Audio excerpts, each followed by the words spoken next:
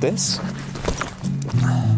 This is the Handbook for Mormon Missionaries.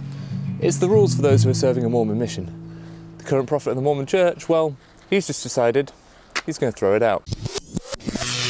Okay, so that's a little bit hyperbolic, but the fact remains that the current prophet of the Mormon Church, Dallin H, has been making comments that are not only in contradiction to the lived experience of those who have served Mormon missions, but also seem to fly in the face of the words of that handbook that I've just thrown away. So what is it exactly he's been saying?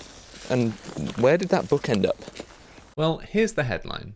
LDS Church President Dallin H hopes lower missionary ages will lead to lower marriage ages. So I was wrong. The lowering of the age wasn't to distract from the fact that D. Todd Christofferson's brother is alleged to have done some incredibly heinous things to children. No. Instead, lowering the minimum missionary age for young women from 19 to 18 was meant partly to reduce the age of marriage for couples in the Church of Jesus Christ of Latter-day Saints. And the prophet's logic as to how that will be achieved? In the time that we have lowered the age for young men and for young women in the past, we have seen an increase in people who meet someone in the mission field and marry them, which is perfectly appropriate if it doesn't start too early in their missionary service. Found it. They've seen an increase before when they lowered the age in 2012. I'm pleased to announce it effective immediately. All worthy and able young men who graduated from high school or its equivalent, regardless of where they live, will have the option of being recommended for missionary service beginning at the age of 18. That able, worthy young women who have the desire to serve may be recommended for missionary service beginning at age 19 instead of age 21. After that announcement, according to President Oakes, church leaders saw an increase in people meeting their future spouse in the mission field. Which is odd, because the handbook says, never be alone with, flirt with, or associate in any other inappropriate way with anyone of the opposite sex. Do not telephone, write, email, or accept calls or letters from anyone of the opposite sex living within or near mission boundaries. Just a quick edit, that's an older edition of the handbook, but the most recent one in 2023 still says, do not flirt or associate inappropriately with anyone. Limit physical contact with someone of the opposite gender to a handshake. So it's a little more vague, but still the same general idea. As we'll get to, there was also heavy-handed rhetoric that missionaries should not be showing romantic interest or even feeling romantic interest for anyone of the opposite sex. So that increase in couples meeting on their mission could almost be seen as a failure to enforce the boundaries that the church had set between missionaries of the opposite sex. And yet now, Oakes is taking steps to explicitly try and engender the same result that may have once been seen as a failure. I wonder what has changed. But before we get ahead of ourselves, like a couple of late teens getting married straight after a mission, we should take a closer look at exactly what the church's position on fraternization between elders and sisters was, until Oakes went and threw doubt on it all. Now, let's be blunt. The Mormon Church teaches complete sexual abstinence before marriage. And the problem the church faces with this teaching in this scenario is how to maintain that abstinence amongst, again, to be blunt, horny 18, 19 and 20-year-olds, many of whom are away from home for the very first time. It's a hard fact that missionary illness could be reduced by up to 80% if missionaries would just get in the habit of washing their hands frequently with soap and clean water. So the church is trying to keep male missionaries, called elders, and female missionaries, called sisters, from becoming romantically or sexually involved. We've already heard what the Handbook for Missionaries has to say, and obeying those rules strictly would make it difficult to develop a meaningful relationship with someone while serving as a missionary. At best, you could meet someone, keep it all above board, and hope you both come from places not too far away from each other in Utah, then date and marry when you get home. And to be fair, that is the classic formula. And also, to be fair, the rules aren't always strictly followed. That's why, above and beyond the handbook, it is a common practice in missions all over the world to share talks by church leaders that relate specifically to missionary work. One that is in the spotlight in this context is the, some say, apocryphal talk attributed to Spencer W. Kimball titled "Lock Your Heart." This line stands out. Is it wrong to marry a German girl when you have been on a German mission? Why no, there is no crime in that, if you meet her some other way, but when you meet her in the mission field and you have opened your heart, I tell you it isn't right, and you have shortchanged your mission. Just keep your hearts locked. Your whole thought should be missionary work. How can I make it more plain and more important than that?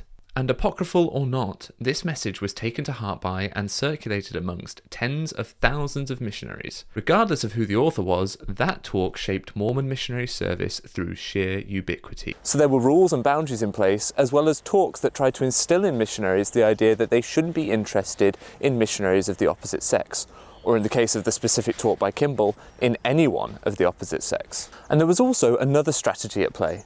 According to Jeffrey R. Holland, the age gap between missionaries, even when they narrowed it to just 1 year, was intended to prevent any inappropriate fraternization. Now, some will ask why the difference in ages for young men and women. My friends, please, we have had a lot of experience in full-time missionary service, and we have learned there is value in having at least some separation between the ages of the men and women who are serving.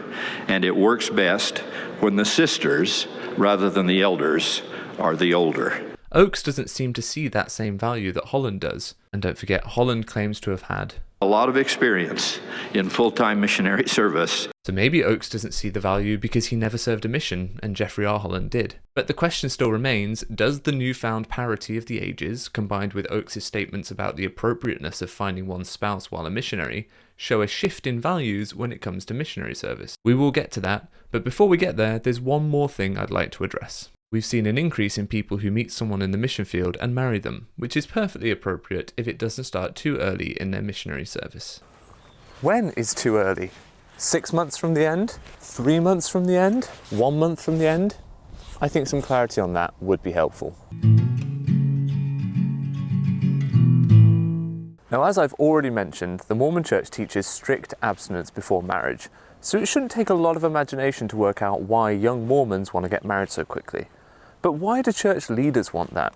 Well, I can think of a couple of reasons. First, and I have no firm evidence for this, I wonder if young Mormons are pushing the boundaries and getting less strict about abstinence. Yes, we can all laugh at soaking, but in recent years I do wonder if young Mormons are just less strict about saving themselves for marriage and more likely to test the waters. Let me know what you think in the comments, but if that sort of behaviour is increasing, then perhaps Dallin H. Oakes thinks that leaning more heavily on decreasing the age of marriage will counteract that. That would require Oakes to have some insight into the young people of the church, which he may well do to some extent. But I think the second and far more likely reason is that for a church that has grown mainly on paper for years, certainly in the United States and Europe, the leadership are more and more desperate to try and keep young people active. This is from a meeting in 2008. The current activity rate for young single adults in North America is 30%, 20% internationally. It's about 25% worldwide. What's interesting about that to us is that married adults, young adults, people of the same age who get married, are twice as active as singles. Get them married, specifically I'd say get them having kids, and they're more likely to stay active in the church through a mixture of guilt and sunk cost, even if their faith wavers. The problem here is that shows a distinct lack of understanding of the problems that young people face compared to when Oakes was growing up. Single income families are becoming increasingly rare, the cost of living is on the rise, and housing is just becoming more and more unaffordable. Simply put, the get married and have a bunch of kids approach doesn't work like it used to.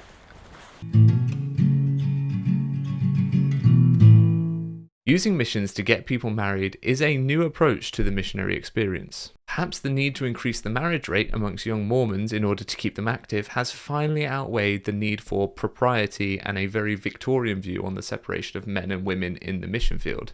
Allowing them to mingle and show romantic interest, still within boundaries of course, is potentially viewed by Oakes as a price worth paying if it leads to more marriages. But what exactly are those new boundaries? Because the comments from Oakes and the way that they create friction with the Missionary Handbook is likely to create some confusion for people, which is odd for a man who claims to speaks for God. Because I thought God was not the author of confusion. Back at my favourite tree.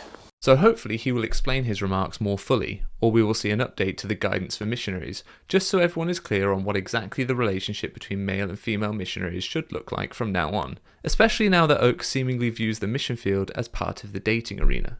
Now this may sound counterintuitive, but my prediction is we may actually see a doubling down of the language in the Missionary Handbook. Similar to when the BYU Honor Code removed language that explicitly banned gay dating. The latest version of BYU's Honor Code has a key omission. It no longer includes this paragraph indicating any homosexual behavior or physical intimacy is inappropriate. only to have the church double down and make it unambiguous that gay dating was still unacceptable. If you want me to do an episode on that incident, let me know in the comments, and then make sure you subscribe so that you don't miss it. I'd like to take a moment to thank everyone who supports my channel financially, whether it's through donor box, Patreon, or YouTube channel membership. I'm really grateful for all that support that you give me. And if you'd like to join that illustrious band of individuals, then the links are all in the description.